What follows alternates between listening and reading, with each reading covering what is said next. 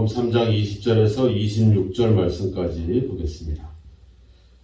집에 들어가시니 무리가 다시 모임으로 식사할 겨를도 없는지라 예수의 친족들이 듣고 그를 붙들러 나오니 이는 그가 미쳤다 하밀러라. 예루살렘에서 내려온 서기관들은 그가 바알세불이 씹혔다 하며 또 귀신의 왕을 힘입어 귀신을 쫓아낸다 하니 예수께서 그들을 불러다가 비유로 말씀하시되 사탄이 어찌 사탄을 쫓아낼 수 있느냐.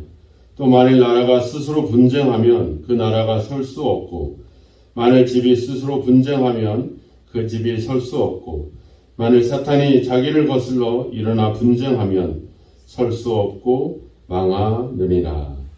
아멘. 예수님의 사역 그리고 병을 고치고 귀신을 쫓아내고 하나님의 말씀을 가르치는 사역 속에서 많은 그 반대자들을 만나게 됐죠. 그동안에 이 3장 앞부분에 대한 사역을 보면 이 안식일에 하지 말아야 될 일을 했다고 하면서 그런 어떤 안식일 논쟁 또 율법에 대한 문제를 가지고 문제 제기를 하는 그런 바리새인과 서기관과의 그런 싸움이 있었고 또는 이제 본문에서는 이제 그런 논쟁이 아니라 이제는 불신 즉 예수님을 믿지 않고 예수님을 신뢰하지 않고 예수님을 외면하고 있는 그런 사람들과의 싸움을 보여주고 있습니다. 우리는 성경을 보면 누구보다도 더 예수님에 대해서 깨닫고 예수님이 어떤 분인지를 알고 예수님을 믿고 따라야 될 그런 당연한 사람들이 예수님을 따르지 않고 있는 그런 안타까운 모습을 우리가 성경에서 보게 됩니다. 본문에서 보면 바로 21절에 보면 예수의 친족들이 듣고 이렇게 나오죠. 예수님의 가족들이 오히려 예수님을 잘 알지 못하고 예수님을 외면하고 예수님을 거부하는 그런 일들이 일어나게 되죠. 또 예수님을 따르던 일부 사람들이 21절에 오면 그가 미쳤다 하밀러라. 즉 예수에 대해서 잘 알지 못하면서 또 예수님을 깨닫지 못하면서 믿지 않는 그런 무리들. 이미 경험을 갖고 있었어요. 그들은. 예수님을 통해서 병자가 고침을 받고 귀신의 쫓김을 당하고 예수님의 가르침이 서기관들의 가르침과 다르게 더 크고 놀라운 권세가 있다는 것을 깨달았습니다. 이런 경험을 가진 자들이 예수가 미쳤다 이렇게 소문을 내고 그런 거짓 이야기들을 하고 있다는 사실들. 또 22절에 보면 예루살렘에서 내려온 서기관들이 등장을 하죠. 앞서는 갈릴리 지역과 그 주변에 있었던 그런 율법 교사들이 예수님과 논쟁을 벌였다면 이젠 예루살렘으로부터 내려온 서기관들, 그러니까 일반 지방에서 율법을 연구하고 가르치는 사람보다 더 권위 있는 사람들이겠죠. 더 하나님 말씀을 잘 알고 더 율법에 대해서 잘 알고 있는 그런 사람들입니다. 이렇게 하나님의 말씀을 연구하고 하나님의 말씀을 가르치는 사람들이 하나님의 아들을 알지 못하고 깨닫지 못하고 오히려 귀신이 들렸다. 더군다나 이 사람들은 한 걸음 더 나아가서 뭐라 그러냐면 귀신의 왕을 힘입어서 귀신을 쫓아낸다. 이런 어떤 이야기들을 하고 있는 것. 우리가 생각해 보면 이게 말이 안 맞는 말이죠. 예수님이 딱 지적했잖아요. 23절에. 사탄이 어찌 사탄을 쫓아낼 수 있느냐. 이 말도 안 되는 얘기거든요. 솔직히. 귀신이 귀신을 쫓아낸다. 왜냐면 같은 편이고 같은 무리들인데 서로 그 안에서 논쟁을 한다라고 하는 자체가 이게 비합리적이다라고 하는 사실입니다. 이미 예수님이 여러 사역 가운데 1장 23절에 가보면 회당에서 그 귀신 들린 자를 쫓아냈잖아요. 그 귀신을 쫓아냈었고 또 베드로 장로의 집에서도 바로 귀신 들린 사람들이 왔을 때 그들을 귀신을 쫓아내는 일들을 보게 되잖아요. 1장 39절에 보면 예수님이 기도하러 산에 갔을 때도 많은 무리들이 찾아왔고 그 중에 귀신 들린 자들이 있어서 예수님이 그들을 치료해 줬습니다.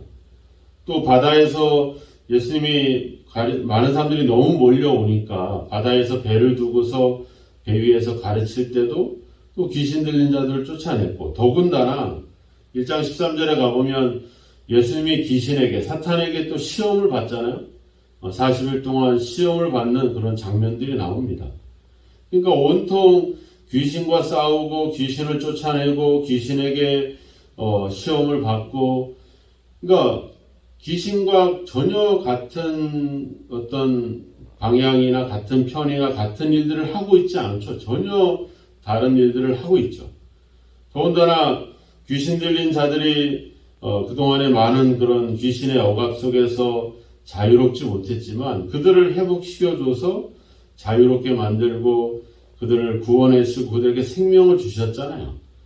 그러면 어떤 귀신이 하는 사역은 우리가 알다시피 뭐 사람을 꼼짝 못하게 한다거나 아니면 그 어린 소년 같은 경우는 막 불에다 몸을 던지게 한다거나 소리를 지른다거나 거품을 물게 한다거나 발작을 일으키게 하거나 대부분 이런 일들이 귀신들이 하는 일이잖아요. 근데 그건 어떻게 보면 그런 어떤 영적인 고통에서 그들을 해방시켜주고 자유롭게 했는데, 그러면 결과를 놓고 보더라도 이거는 귀신이 했던 짓이 아니다. 귀신을 쫓아내는, 귀신을 반대하는 다른 세력임을 예수님이 보여주고 있는 것인데도 불구하고 그들이 귀신의 왕을 힘입어서 귀신이 들려서 이렇게 귀신을 쫓아내는 양 그렇게 이야기하고 있는 모습들. 이게 참 얼마나, 근데 이런 얘기들을 어떻게 했다는 거예요? 들었다는 거죠. 그죠? 미쳤다 하밀러라. 그리고 30절에도 가보면 이는 그들이 말하기를 더러운 귀신이 들렸다 하밀러라. 소문이 퍼진 거예요. 소문이. 그러니까 예수님도 앞서 병고침을 받거나 귀신을 쫓김을 받고 중풍병자에게 뭐라고 그랬어요? 아무에게도 아무 말도 하지 말라. 왜냐하면 잘못 얘기하면 예수님에 대한 잘못된 소문들이 퍼질 수가 있잖아요. 이런 우려가 여기서 당연히 나타났잖아요. 귀신이 들렸다. 그러니까 귀신이 들린 사람을 쫓아냈다 이렇게 시작된 얘기가, 그 소문이 어떻게 변질이 되냐면 예수가 귀신이 들렸다. 귀신의 왕을 힘입어서 귀신을 쫓아내고 있다. 이런 이상한 소문, 거짓된 소문으로 퍼지게 되는 거죠. 그러니까 예수님에 대한 본질이 사람들에게 잘못된 생각들을 갖게 만드는 거죠. 이런 것들을 예수님은 우려를 했는데 그 우려가 이렇게 나타났다라고 하는 겁니다. 근데 이러한 소문에 아주 흔들리고 있는 사람들이 있었는데 그 사람들이 바로 누구냐면 예수의 친족들. 우리가 이 31절에 가보면 또 예수님의 친족들 중에서도 이제 가장 직계 가족, 예수의 어머니, 그의 동생들이 예수님을 찾아오죠. 왜? 귀신 들렸다고 하니까 자기 아들을 데려가기 위해서 오게 됩니다. 그러니까 이 가족들도 이런 소문에 근거해서 이 예수님을 데려가기 위해서, 거기 보면 21절에 보면 예수의 친족들이 듣고 그를 붙들러 나왔다 이렇게 나와요. 붙들러 나왔다는 말은 말하면 경찰들이 죄인을 체포할 때 쓰는 그런 용어입니다. 그러니까 예수님을 그냥 어떤 사실을 확인하는 것이 아니라 예수님을 붙잡아 가기 위해서, 체포하기 위해서 왔다, 이런 그런 모습을 보여주고 있죠. 그러니까 우리 사실을 확인해야죠. 적어도 누구냐면 가족이잖아요. 가족이기 때문에 먼저 생각해야 될 것은 그 사람이 귀신이 들렸나 안 들렸나 이거보다도 사람들에게 그 문제 때문에 얼마나 고통받고 있을지 그 마음을 헤아리는 것이 중요하죠. 이게 가족이거든요. 가족이라고 하는 것은 사람들이 얘기하는 대로 다 믿고 따르는 게 아니라 먼저 내 아들, 내 부모, 내 가족을 먼저 그들의 마음이 어떠했을지, 이 상황에서 어떤 고통을 받고 있었을지를 먼저 생각해 줄 수 있는 거, 이게 가족이거든요.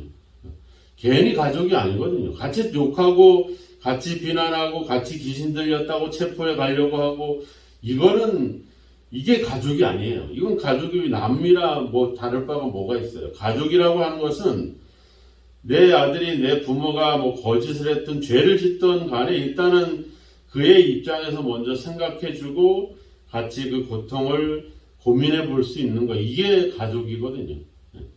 이게 귀신이 들렸다고 하면 아이고 사람들이 저렇게 떠들어대는데 내 아들이 내 조카가 내 동생이 왜 이런 고통을 그 속에서 얼마나 힘들었을까, 이렇게 먼저 이해하고 들어가는 것이 중요하죠. 그리고 나서 사실을 확인해 봐야죠. 진짜 귀신이 들렸는지, 그래서 사람들에게 해를 끼쳤는지, 아니면 그들에게 어떤 선을 베풀고 생명을 줬는지 우리가 이야기할 수 있잖아. 니들이 지금까지 우리 예수가 했던 일들을 한번 봐라. 병 들린 사람들 다 고쳐주고 하나님의 진리의 말씀을 전했고 귀신 들려서 고통당하는 사람들 다 고쳐줬는데 뭐가 문제냐, 이렇게 당당하게 얘기를 해줄 수 있어야지. 이게 가족이죠. 다른 사람들 얘기만 듣고 내 가족의 얘기를 안 듣는다? 이건 가족이 아니죠. 우리 교회도 똑같습니다. 교회는 어떤 혈연이 아니라 영적인 그 믿음으로 하나 된 공동체가 교회거든요. 믿음의 가족들이에요. 그럼 문제가 생겼을 때 먼저 그 입장을 이해하고 그리고 사실관계를 확인해 봐야죠. 뭐 다른 사람이 아니라 당사자에게 이런 이야기가 들리는데 어떤 사실이냐 그렇지 않느냐, 사실과 이게 중요하지 않다, 진실된 얘기를 해주면 같이 고민하고 문제를 풀어가자 하면서 그 사람의 이야기를 듣고 이해하고 품을 수 있어야지. 같이 막 욕을 하고 같이 비난을 하고 같이 평가름을 하면 그건 더 이상의 가족이 아니죠. 그 뭐 남보다 더 못한 수밖에 없고 거기서 더 배신감을 느낄 수가 있겠죠. 내 가족이 나를 인정하지 않고 받아들이지 않는다면 다른 사람들이 받는 욕보다 더 큰 상처가 될 수밖에 없다라고 하는 겁니다. 사실관계를 하지 않고 사람들이 귀신 들렸대. 그래서 그게 창피한 거예요. 사람들에게 욕먹고 비난받고 외면당하는 그것이 창피한 거예요. 그것이 두려운 거예요. 그래서 일단은 내 사람을 먼저 데려가고 먼저 그 상황에서 이렇게 데려가려고 하는 일에 급급하게 되는 겁니다. 이게 참 문제가 되죠. 우리가 더군다나 나중에 이제 결국에는 예수님의 어머니와 예수님의 동생이 찾아오게 되잖아요. 귀신 들린 아들, 귀신 들린 형을 그냥 둘 수는 없고 데려가야 되니까 오게 됩니다. 그러면 뭐 다른 친척들도 그렇지만 이런 직계 가족들은, 어머니와 그 동생들은 얼마나 괴롭겠어요. 그런 어떤 마음들, 예수 그 당사자뿐만 아니라 그의 다른 가족들까지 상처받고 고통받을 것에 대해서 전혀 생각하지 않고 그냥 소문에만, 또 다른 사람들의 이야기에만 급급해서 이 상황을 모면해 보려고 하는 이런 행동들이 오히려 그렇게 행동하면 사람들은 어떻게 하겠어요? 더 믿죠. 아니다, 사실이 아니다, 예수가 귀신 들리지 않았다, 그분은 우리에게 생명을 주고 구원을 주고 하나님 말씀을 증거하기 오셨다, 단호하게 얘기를 하면 사람들은 그런가 생각할 수도 있는데, 아니 소문대로 가족들이 와서 예수님을 막 데려가려고 하고 찾아오고 이러면 당연히 그게 사실인가 보다 그렇게 생각할 수밖에 없다라고 하는 겁니다. 그러니까 오히려 우리는 이 예수님에 대한 어떤 그런 불신들을 더 크게 만드는 그런 역할을 하고 있을 뿐이라고 하는 거죠. 이런 것들을 우리는 철저하게 경계를 해야 됩니다. 가족은 다른 것이 아니라 가족은 어떤 상황에도 이해할 수 있고 품을 수 있고 그들을 위로할 수 있는 것, 그것이 바로 가족이죠. 우리가 직장에서나 교회에서나 어디에서도 힘들고 어렵지만 집에 와서 그 고민을 얘기하고 그 고통을 얘기할 때 왜 그랬어가 아니라 힘들었겠구나, 거기서 얼마나 네가 고통을 받았겠니 하면서 사실을 떠나서 일단은 위로하고 품을 수 있는 것, 이것이 가정이고 교회라고 하는 겁니다. 후에는 다시 한번 그것이 사실인지 아닌지를 알아봐야죠. 우리가 20절에 보면 나오잖아요. 집에 들어가시니 무리가 다시 모임으로 식사할 겨를도 없었다. 예수님은 밥 한 끼 제대로 먹을 수 있는 시간조차 없을 정도로 병자들을 고쳐주고 귀신 들린 자들을 귀신으로부터 자유롭게 해주셨잖아요. 이런 어떤 자기 밥 먹을 시간도 없이 이렇게 연약하고 외면당하고 소외당하고 고통받는 사람을 위해서 헌신하고 수고하는 그 모습이 그 자체로 우리에겐 감동일 텐데 그 속에서 미쳤다고 하면서 귀신 들렸다고 하면서 다른 사람들의 이야기 소문에 휩싸이고 있는 이 어리석은 모습들, 여기서 예수님은 얼마나 실망하게 될 것이고 얼마나 괴롭겠습니까?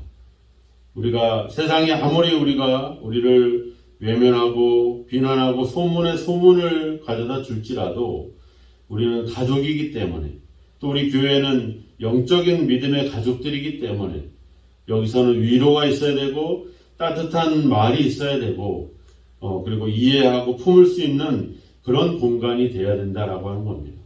근데 교회에서조차 비난하고 편가름을 하고 소문에 소문을 이뤄내고 이렇게 하는 것에 대해서 우리는 경계를 해야 되죠. 그래서 예수님이 그러잖아요. 삼가 아무에게도 아무 말도 하지 마라. 차라리 아무 말 하지 않는 게 낫죠. 우리가 장례식장에 가보면 어려움 당하고 또 가족을 잃고 고통받는 사람들에게 우리가 제일 하는 실수가 하나가 있어요. 그것이 바로 뭐냐면 어떻게 다 돌아가셨냐고 이렇게 물어봐요. 이게 참 어떻게 보면 이게 위로한답시고 하는 말이지만 그 상처를 다시 끄집어내는 거거든요. 그런 말들 참 조심스럽죠. 우리가 여러 가지 그 고인과 돌아가신 분과 여러 가지 추억과 기억들을 얘기하면서 이렇게 위로한다 쓰고 말하지만 그게 오히려 더 그들을 고통스럽게 만드는 그런 경우들이 되거든요. 차라리 그런 데 가면 아무 말도 안 하는 게 나아요. 그냥 가서 찾아가 보고 내가 딱히 할 말이 없네. 그냥 좀 힘을 냈으면 좋겠어. 이런 그냥 말 한마디. 그리고 그냥 고인이 잘 평안하게 장례를 잘 마치면 좋겠다. 그냥 말 한마디로 그냥 끝내는 게 낫지. 차라리 이 말 저 말 하면서 오히려 그들을 고통해 주는 것. 이게 참 무서운 거거든요. 때로는 우리가 굳이 말을 하지 않아도 됩니다.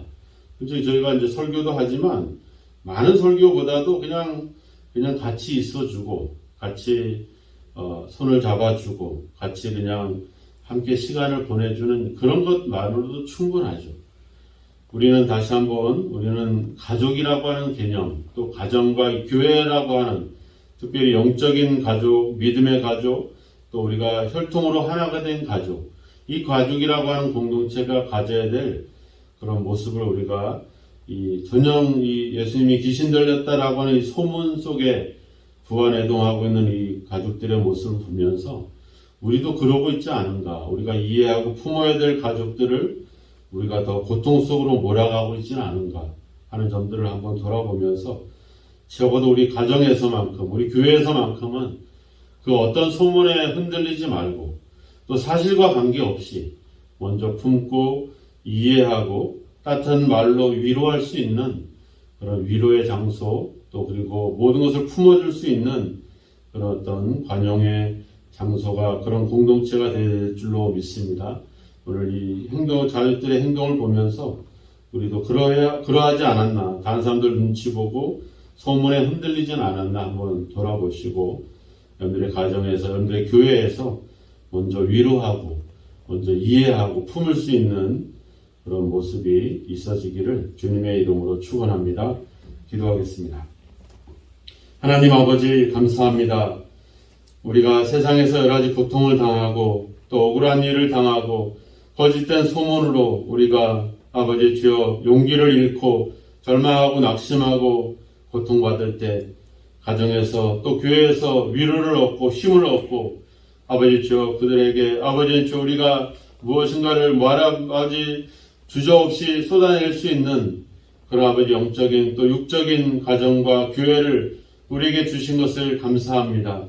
이제 아버지 하나님 주님, 우리가 영적으로 하나가 되고 가족을 이루게 하시는 하나님의 그 뜻을 생각해 보면서 가정에서 교회에서 먼저 품고 이해하고 또 아버지 사랑하고 위로하고 따뜻하게 격려할 수 있는 그런 아버지 저 모습들이 회복되어지기를 소망합니다.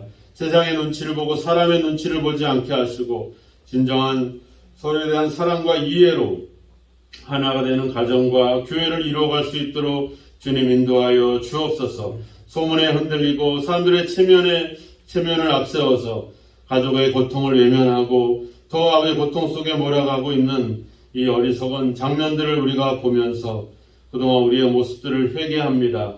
이제 먼저 품기를 원합니다. 먼저 이해해주고 사랑하고 따뜻하게 위로하기를 원합니다. 우리에게 그러한 사랑과 그런 아버지 모습이 우리 가정에서 회복되게 하시고 교회 안에서 회복되는 역사가 있게 하여 주옵소서. 그래서 우리가 말과 혀로가 아니라 진짜 사랑하고 품고 이해함으로 하나님 진정한 가정을, 진정한 교회를 이루어갈 수 있도록 우리를 인도하시고 함께하여 주옵소서. 예수님의 이름으로 기도하옵나이다. 아멘.